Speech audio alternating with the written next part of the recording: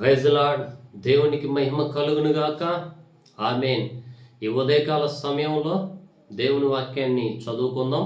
సామెతల గ్రంథం 31వ అధ్యాయం 30వ వాక్యం చదువుకొని ధ్యానిద్దాం.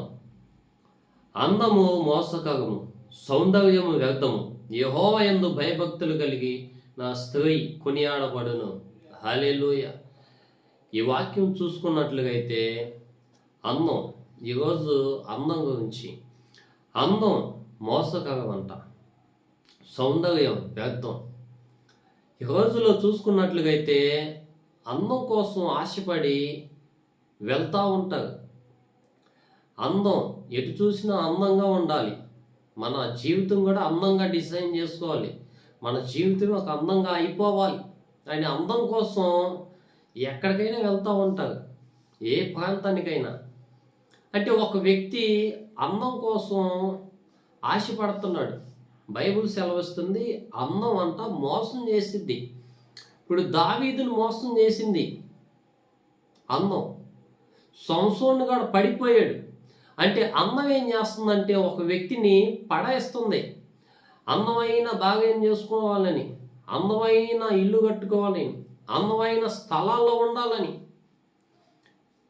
ఇవన్నీ కూడా ఈ అందం అనేది మోసం చేసిద్ది.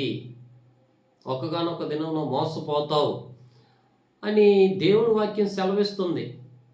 నువ్వు అందం ఉంటుంది, నీ గుణం ఉండదు.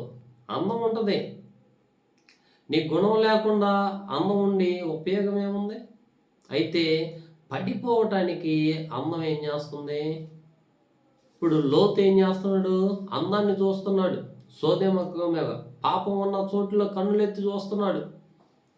అంటే అందం అనేది చాలా మోసం చేసింది, చాలా ప్రమాదం. కాబట్టి ఈరోజు అందం కోసం ఎగబడి ఆశపడి వెళ్తున్నావా? అది నిన్ను మోసం చేసిద్ది. అందం మోసకరం. దేవుని యందు భయభక్తులు కలిగి ఉండాల. ఈ రోజుల్లో నువ్వు అందంగా ఉండాలని, అందంగా ఉన్న వాళ్ళతో ఉండాలని నువ్వు స్నేహం చేయాలని అనుకుంటున్నావా? అయితే ఆ అందం నిన్ను మోసం చేస్తుంది. కాబట్టి దేవుని యందు భయభక్తులు కలిగి ఎప్పుడైతే మనం ఉంటామో మనం పాపంలో పడిపోం.